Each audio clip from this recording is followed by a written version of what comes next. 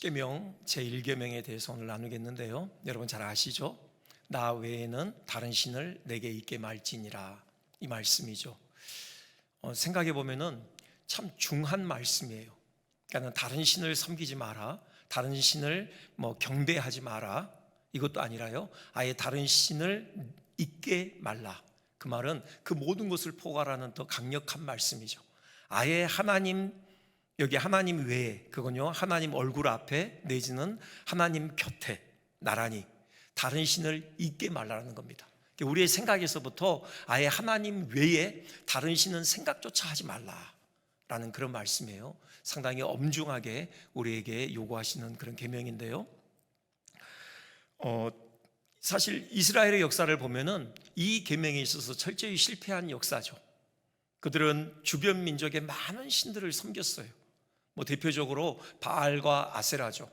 아합 왕 시대에 그 왕비 이세벨에 의해서 정말 그 북이스라엘 전역이 바알과 아세라 우상 숭배로 넘쳐나는 또 그런 시들도 있었고요. 아무튼 이스라엘 역사는 이 하나님 외에 다른 신을 네게 있게 하지 말라, 이 말씀에 대해서 철저하게 실패한 그런 역사였습니다. 물론 그들이 하나님을 섬기지 않은 것은 아니에요. 하나님은 여전히 섬겼죠. 손해볼 것 없잖아요. 그러니까 하나님은 하나님대로 섬기고, 그 다음에 혹시 또 우리가 놓쳐서는 안 되니까 또 주변 민족에 좋아 보이는 또 많은 신들을 섬기고 이랬던 것이죠. 하나님 곁에 나란히 다른 신을 있게 하지 말라, 이 말씀에 순종함에 있어서 처절히 실패한 역사였다라는 건데요, 오늘 우리가 이 계명을 통해서 좀 몇 가지 좀 질문과 함께 좀 생각을 해보겠습니다. 먼저, 다른 신을 내게 있게 하지 말라, 지금 이 말씀 안에 그러면 하나님 외에 우리가 보통 신적인 존재로 추앙하는 그런 존재들을 신으로 인정하시는 건가? 그러니까 여러 신이 있는데 그 중에 나만 섬겨라, 나 말고 또 다른 신을 섬기지 말라, 지금 그런 말씀인가? 그건 아니죠. 여러분, 바알이니 아세라니 모압의 그모스니 암몬의 밀곰 몰렉이니 블레셋의 다곤이니 이런 신들을 신으로 인정하시는 것은 아니죠. 그건 분명히 해야 됩니다. 오직 하나님만이, 여호와 하나님만이 하나님이셔요. 그게 오늘 우리가 봉독한 말씀이잖아요. 이사야 45장 21절부터 22절까지 보면요, 3번이나 걸쳐서 나 외에 다른 신이 없다, 그렇게 말씀하셔요. 오직 하나님만이 진짜 신이시다, 이렇게 말씀하시는 거죠. 다른 신들은요, 사람들이 신적인 존재로 추앙하는 것들은 다 가짜죠. 생명이 없는 나무 조각이나 돌 조각에 불과한 것들입니다. 그것들은 결코 그것들을 의지하는 자들을 구원할 수가 없어요. 그게 바로 20절의 말씀이죠. 이사야 45장 20절, 나무 우상이라고 했고요, 구원하지 못하는 신이다, 그렇게 지금 칭하고 있습니다.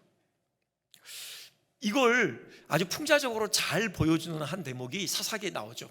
기드온에게 붙여진 그 별명 여룹바알이요. 여룹바알의 뜻 아시죠? 바알이 그와 더불어 다투게 하라, 이런 뜻을 가지고 있는데요, 자기 아버지에 의해서 붙여진 이름인데, 그 배경이 되는 사건이 이렇잖아요.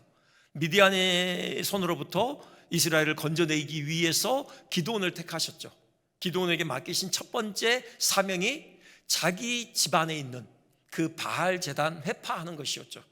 그 곁에 서 있는 아세라상 찍어버리라고 하셨어요. 그리고는 대신 하나님을 위하여 제단을 쌓고 그 찍어버리는 아세라상으로 번제를 드리도록 하셨죠. 기드온이 밤중에 이 일을 수행합니다. 그 다음날 아침에 난리가 났어요. 그 동네 전체에 소란이 일어났습니다. 아침 일찍부터 동네 사람들이 바알 신전을 찾았는데요, 눈앞에 그런 광경이 펼쳐진 거예요. 그래서 다들 놀래서 찾죠, 누가 그랬는지. 수소문 끝에 기드온의 소행인 것이 밝혀져요. 그러자 기드온을 죽이기 위해서 기드온을 요구하죠. 그때 기드온의 아버지 요아스가 그들에게 반박하는 말이 이것이었어요. 사사기 6장 31절에요. 너희가 바알을 위하여 다투느냐? 너희가 바알을 구원하겠느냐? 그를 위하여 다투는 자는 아침까지 죽임을 당하리라. 바알이 과연 신일진데 그의 제단을 파괴하였은즉 그가 자신을 위해 다툴 것이니라. 여기서 이제 여룻바알이라는 말이 나왔는데요, 요아스가 이 모든 과정을 지켜보면서 깨달은 것입니다. 이게 참 우스운 상황이에요. 지금까지 자기들은 바알이 자기들을 지켜준다고 생각을 했어요. 바알이 자기네를 구원해 준다고 생각을 했던 거죠. 근데 지금 돌아가는 상황을 보니까요, 전혀 반대예요. 지금 오히려 자기들이, 지금 주민들이 바알을 지키고 바알을 구원하기 위해서 안달을 내고 있는 것이죠.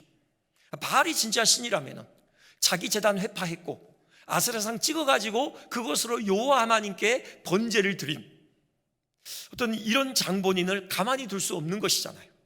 그런데 아무 일도 일어나지 않았어요. 이것을 통해서 분명하게 결판이 난 것은 바알은 아무것도 아니라는 거죠. 여호와 하나님이 진짜 신이다, 이 사실을 요아스가 깨달은 것이죠. 그래서 냅두라는 겁니다. 바알로 하여금 그와 다투도록 내둬라. 너희들이 바알을 지키고 구원하겠다고 안다라는 것, 그건 바알을 무시하는 것이다. 지금 이렇게 비아냥됐던 것이죠. 풍자입니다. 여룻바알, 바로 바알을 비롯해서 사람들이 신으로 추앙하는 그 모든 존재들은 다 가짜이다, 아무것도 아니다. 오직 여호와 하나님만이, 그 여룻바알이 예배한 그 여호와 하나님만이 참 신이시다, 그것을 분명하게 드러내는 그 이름이었던 것입니다.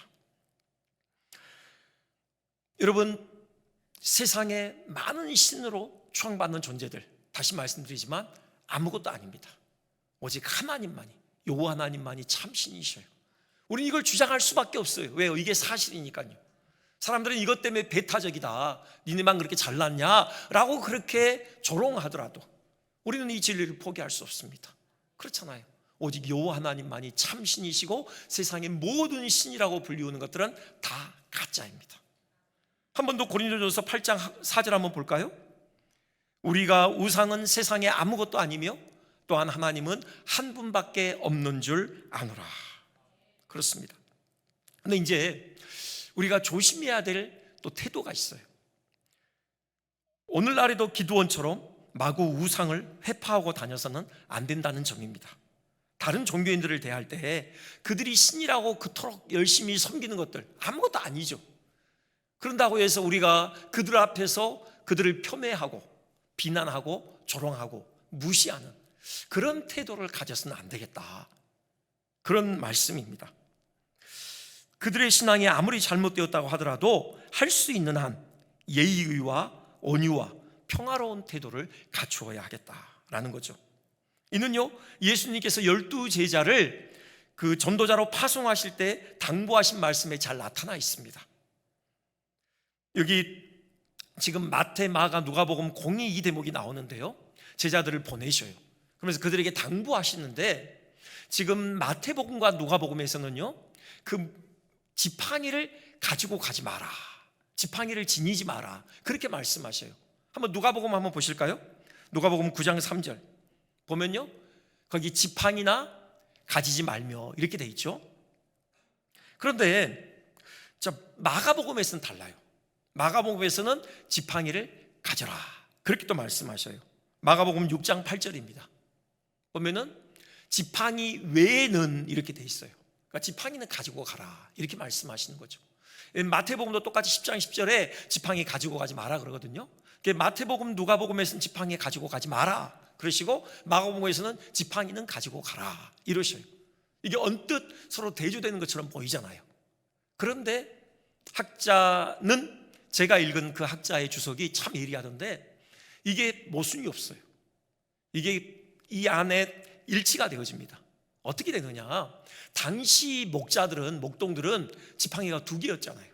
여러분 시편 23편의 그 다윗의 고백을 아시죠? 주의 지팡이와 막대기가 나를 안위하시나이다. 그러니까 지팡이가 2개 있는데요, 하나는 호신용이죠. 하나는 무기로 사용되는 지팡이고요, 하나는 길 안내용입니다.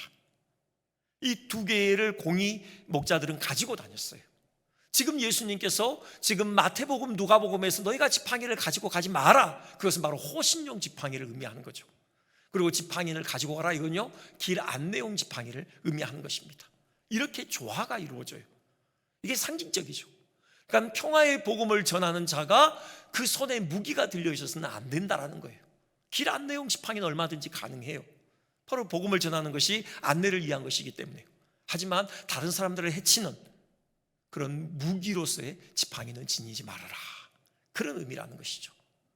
우리가 어떻게 복음을 전해야 될지 그 마음의 태도에 대해서 우리에게 분명하게 일러주시는 교훈인 것입니다. 이 말씀을 유념해 볼 때 하나님께서 유일하신 하나님이시라는 진리를 전함답시고 무단으로 불상을 회파하거나 타 종교인들을 면전에서 비난하거나 편애하는 것은 온당치 못하다, 우리가 알 수 있습니다. 물론 그 배후에 전도의 현장에는요 치열한 영적 전쟁이 벌어지고 있습니다. 우리가 반드시 영적 전쟁은 치러야 되죠. 그건 분명해요. 하지만 우리는 늘 온유하고 두려운 마음으로 성령의 지혜를 구하는 가운데 평화적인 방법으로 복음을 전해야 하는 것입니다. 넘어갔어요. 다음에 과연 하나님 곁에 나란히 다른 신들, 그러니까는 가짜 신이지만 그들이 신으로 추앙하는 그런 존재들을 두지 말라, 그게 의미하는 게 뭔가? 그게 꼭 이런 종교적인 어떤 이방 신상들만을 의미하는 건가? 그렇진 않죠. 만약 그게 종교적인 이방 신들만을 의미하는 것이라면은 어떻게 보면 이 계명은 우리하고는 상관이 없을 수 있어요. 적어도 이렇게 수요 예배에 나오시는 분들이라면은 여러분 하나님을 섬기면서 여러분 부처에게 기도하거나 그런 분들은 없잖아요. 알라 신이시여 이렇게 부르면서 기도하시는 분은 안 계실 거라고요. 그리고 오늘의 운세를 점치기 위해서 여러분 점집을 몰래 찾아가거나 이러신 분도 안 계실 것이에요. 그러니까 그런 의미의, 종교적인 의미의 어떤 이방 신들을 하나님 곁에 나란히 두지 말라, 그런 의미로만 한정된다면은 이것은 우리와는 상관없는 계명이 돼요. 그런데 그렇지 않다라는 거죠. 이게 우리와 깊이 연관이 되어 있습니다. 왜냐하면 여기 다른 신은요 단지 종교적인 의미의 그 이방 신만을 의미하는 게 아니에요. 이건요 하나님보다 내지는 하나님과 나란히 귀중히 여기고 소중히 여기고 사랑하고 또 의지하는 것들, 그것들을 다 포괄하는 그런 단어인 것입니다. 다시요, 여기 다른 신이라는 것은 하나님과 나란히 사랑하거나 하나님보다 더 사랑하고 의지하고 소중히 여기는 것들, 그것들을 다 포괄하는 단어예요. 이게 이제 우상이라고 부르는 것이죠. 여러분 그렇습니다. 이것에 대한 대표적인 것이 바로 돈이죠. 사람들 사이에서 돈이 가진 힘은 실로 막강하죠. 사람들의 최대 관심사, 어떻게든 잘 먹고 잘 사는 것입니다. 마귀가 예수님을 시험할 때 가장 먼저 거론한 문제가 바로 이 경제 문제였어요. 그렇죠? 네가 하나님의 아들이거든 이 돌덩이를 명해서 떡덩이가 되게 하라. 이게 첫 번째 시험이었는데요, 이건 단지 예수님께서 40일 동안 금식하시느라 그 굶주린 그 배를, 그 신적인 능력을 활용해서 채워라, 그런 의미만은 아닙니다. 훨씬 더 깊은 의미가 있는 거죠. 백성들의 경제적인 문제를 해결하라, 지금 그런 요구예요. 네가 왕이 되고 싶으냐? 왕이 되려면은 이 경제적인 문제 해결해야 된다. 이 지천에 널려있는 돌덩이를 떡덩이로 만든다면 그럼 백성들의 먹는 문제를 해결하는 것이고 곧 경제 문제를 해결하는 것이고, 그렇다면 비로소 사람들이 네게 관심을 가질 것이다. 네가 기대하는 그 나라를 수월하게 세울 수 있을 것이다. 지금 이런 시험인 것입니다.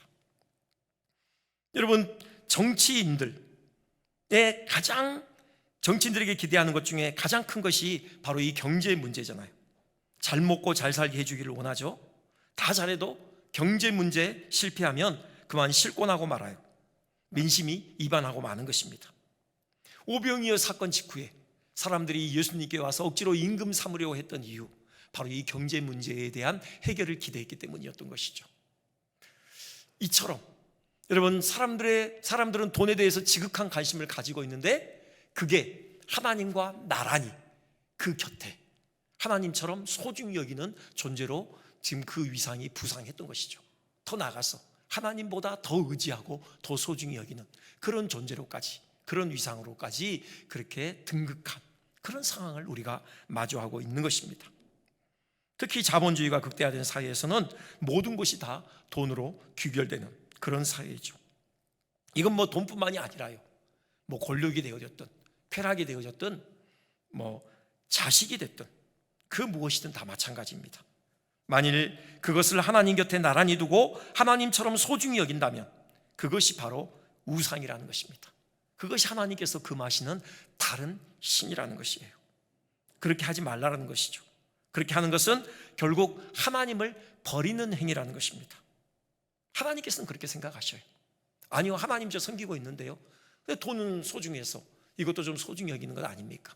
하나님은요, 그렇게 하는 순간 하나님이 버림받았다고 생각을 하셔요. 왜요? 마태복음 6장 24절 예수님이 이렇게 말씀하시죠. 한 사람이 두 주인을 섬기지 못할 것이니 혹 이를 미워하고 저를 사랑하거나 혹 이를 중히 여기고 저를 경히 여김이라. 너희가 하나님과 재물을 겸하여 섬기지 못하느니라. 저기 재물에는 다른 거 다 들어갈 수 있습니다. 하나님과 쾌락을 겸하여서, 하나님과 자식을 겸하여서, 하나님과 권력을 겸하여서 섬길 수 없다는 겁니다. 결코 하나님과 나란히 두는 그런 존재가 우리의 삶의 자리에서는 안 된다, 분명하게 우리에게 말씀하고 계시는 것입니다. 자, 이걸 좀 더 적극적인 계명으로 바꿔볼까요? 그러면 이게 신명기 6장 4절의 말씀이죠. 그 유명한 쉐마의 말씀입니다. 신명기 6장 4절부터 이렇게 돼 있죠. 이스라엘아 들으라, 우리 하나님 여호와는 오직 유일한 여호와이시니.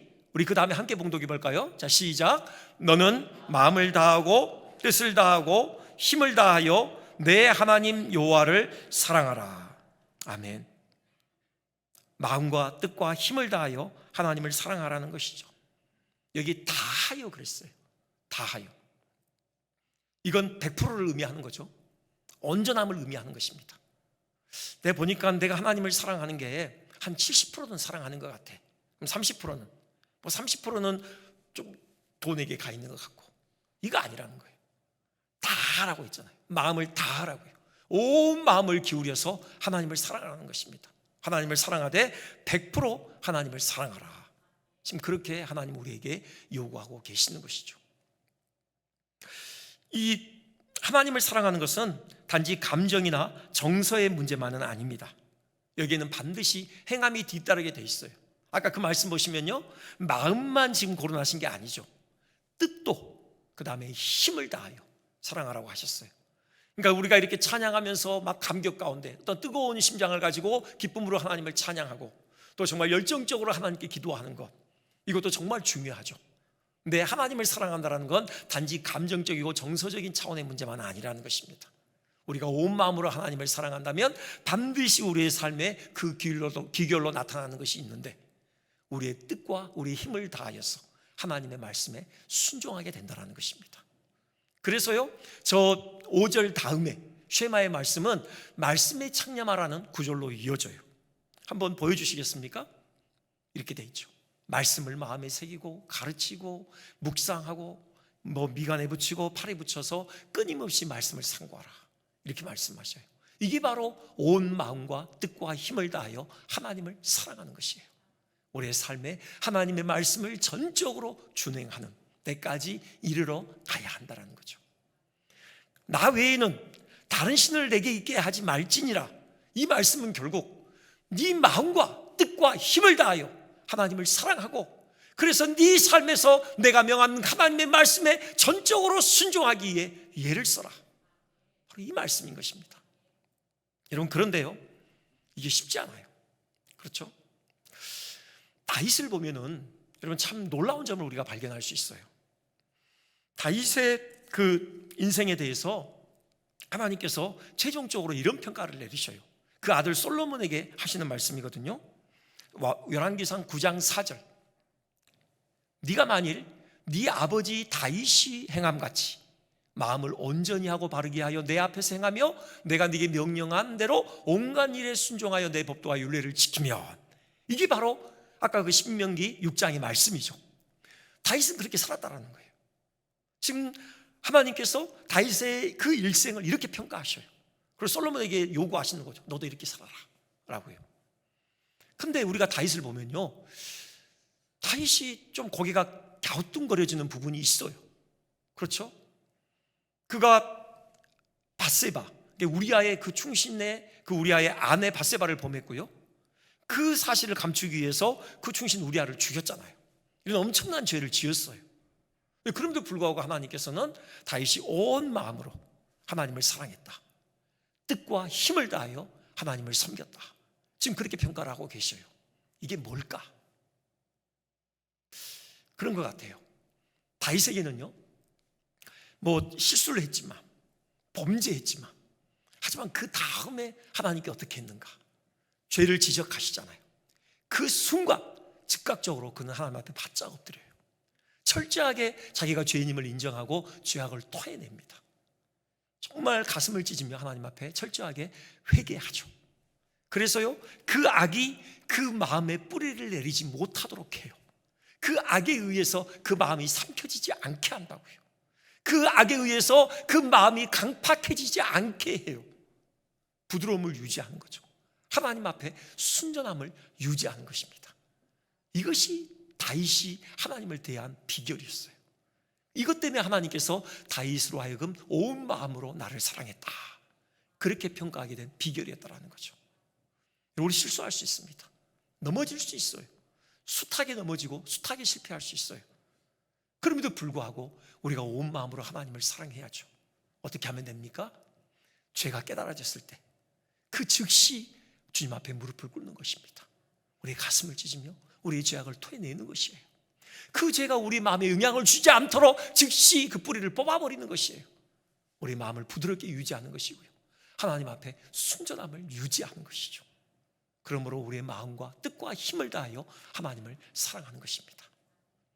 여러분, 이런 은혜가 우리 모두에게 있기를 주님의 이름으로 축원드립니다. 마지막 한 가지만 더 보겠는데요, 이럴 때 우리에게 따라오는 은혜가 참 자유예요. 우리가 진정으로 자유에 이르는 길이 바로 이 일계명에 순종할 때입니다. 돌려보면은 우리가 이 일계명에 순종하지 못한다면, 우리가 하나님 외에 다른 우상에게 우리의 마음을 빼앗긴다면요, 그것은 참 자유를 잃어버리게 돼요. 그 결과는요, 그 시편 115편에 좀 길지만 이런 말씀이 있습니다. 한번 보여주시겠습니까? 여기 보면은 뭐 그런 거죠. 우상이라는 것이 목석이나 돌이에요. 생명이 없어요. 뭐 귀나 눈이나 코나 입이 있어도 그 기능을 발휘하지 못해요. 그냥 죽어 있는 그런 목석이죠. 근데 중요한 건 그 다음 말씀이에요. 끝에 보면 이렇게 돼 있어요. 우상들을 만드는 자들과 그것을 의지하는 자들이 다 그와 같으리로다, 그렇게 얘기해요. 우상만 그렇게 생명이 없는 목석이 되는 것이 아니라 그냥 옴짝달싹 하지 못하는 그런 노예와 같은 신세가 되는 게 아니라요, 그 우상을 만든 사람들, 그리고 그 우상을 의지하는 사람들까지 우상처럼 된다는 거예요. 여러분, 실제로 우리가 경험하는 바예요. 돈을 대표로 들어볼까요? 여러분, 돈을 사랑하면 어떻게 됩니까? 돈을 사랑하기 때문에 불의를 보더라도 못 본 척해요. 그렇죠? 여러분, 눈이 있어도 보지를 못해요. 불의를 듣더라도 듣지 못한 척합니다. 여러분, 그리고 불의를 우리가 말하지 못해요. 침묵하게 되어져요. 입이 있어도 이렇게 말을 하지 못하게 돼요. 아까 그 말씀 중에 목구멍이 있어도 작은 소리조차 내지 못하느니라, 그런 말씀이 있었는데요, 여러분, 불의 앞에서 침묵을 지키느라고 목구멍이 있어도 작은 소리조차 내지를 못해요. 그런 노예가 되고 마는 것이에요. 여러분, 돈이 우리가 우상으로 섬길 때 그 돈이 우리를 올가매서 우리를 노예로 전락시킵니다. 마치 그 우상의 신세처럼 아무것도 하지 못하는, 그냥 온전히 묶여가지고 옴짝달싹하지 못하는 이런 노예 신세로 우리를 전락시켜요. 그리고는 돈은 마침내 삶을 파괴하죠. 돈 때문에 건강을 해치고요, 돈 때문에 가족과 보내는 시간이 줄어들죠. 재벌들 보면요, 돈 때문에 형제들끼리 전쟁을 벌여요. 왕자들의 난을 벌입니다. 돈 때문에 다른 사람 팔아넘기는 인신매매가 자행되고요, 결국 돈 때문에 자식이 부모를 살해하는, 천륜을 범하는 이런 일들도 있게 되는 것입니다. 인생을 망가뜨려요. 이게 우상이 하는 일이에요. 돈만이 아니죠. 쾌락도 그렇고요, 권력도 그렇고, 모든 우상은 결국 우리를 노예로 삼고 우리 인생을 망가뜨리는 그런 귀결을 가져오는 것입니다. 반대로 하나님만을 섬길 때요, 정말 하나님만을 마음과 뜻과 힘을 다하여 사랑하고 섬길 때요, 그때는 우리에게 참 자유가 주어져요. 여러분, 우리 하나님께서 기대하시는 그 참된 생명이 풍성한 삶이 우리 가운데 펼쳐지는 것입니다. 제가 여러 번 말씀드렸는데 믿음은 관계 설정이라고 했잖아요. 하나님을 우리 머리 위에 모시는 거예요. 마음과 뜻과 힘을 다하여 하나님을 최고로 섬기는 거죠. 여러분, 그럴 때 따라오는 것은요, 사람을 우리 곁에 두게 되어져요. 사람을 우리 발 아래 깔아뭉개거나 우리 머리 위에 모시고 숭배하거나 그렇지 않아요. 사람을 우리 동료로 여기고 사랑해야 될 대상으로 여기게 되어져요. 그리고요, 돈과 같은 그런 물질이요, 그건 우리 발 아래 두게 됩니다. 하나님을 우리의 머리에 모실 때 사람을 곁에 두고 사랑해야 될 대상으로 사랑하게 되고요, 그 사랑의 수단으로 우리에게 주신 그 은사로서의 돈을 마땅히 수단으로 사용할 수 있게 되는 겁니다. 여러분, 하나님을 제대로 섬길 때 하나님이 기대하시는 그 풍성한 삶이 우리에게 펼쳐지게 되는 것이에요. 이것을 잘 보여준 예가 바로 삭개오잖아요. 삭개오가 돈을 우상으로 삼을 때는요, 그의 삶이 완전히 망가졌어요. 노예가 되고 말았어요. 그런데 이제 드디어 그 돈의 우상을 버리고 하나님을 마음과 뜻과 힘을 다하여 사랑하게 될 때 하나님이 기대하시는 생명 풍성한 삶이 펼쳐집니다. 여러분, 형제들을 향하여서 눈이 열려요. 그들을 긍휼히 여기게 되고요, 그들을 사랑하는 마음을 갖게 돼요. 그리고 그 돈을 자기 발 아래 두고 그 형제의 사랑을 위해서, 그 하나님 섬김을 위해서 도구로 사용할 수 있게 되는 거죠. 자기의 인격이 그 돈을 통해서 흘러가서 사람들을 인격체로 세우는 일에, 사람들의 삶을 회복시키는 일에 선용되는 그런 도구로 사용하게 되는 거죠. 이런 자유가 하나님을 바르게 섬길 때 우리 가운데 주어지는 것입니다. 우리 이 말씀만 봉독하고 말씀을 마치겠습니다. 민수기 6장 24절부터 26절입니다. 우리 함께 한번 봉독해 볼까요? 자, 시작. 여호와는 내게 복을 주시고 너를 지키시기를 원하며 여호와는 그의 얼굴을 내게 비추사 은혜 베푸시기를 원하며 여호와는 그 얼굴을 내게로 향하여 드사 평강 주시기를 원하노라 할지니라. 아멘. 그렇습니다. 왜 자유가 오느냐? 바로 하나님께서 복의 근원이시기 때문에 그래요. 그래서 그 하나님께로부터 바로 우리를 지키시고 우리에게 은혜를 주시고 우리에게 참 평강을 주시는 그 복이 부어지기 때문에 그렇습니다. 우리만 누리는 것이 아니라 우리를 통해서 그 복을 흘려보내는 통로로 사용되게 되는 것입니다. 이런 은혜 우리 모두에게 있으시기를 주님의 이름으로 축원드립니다.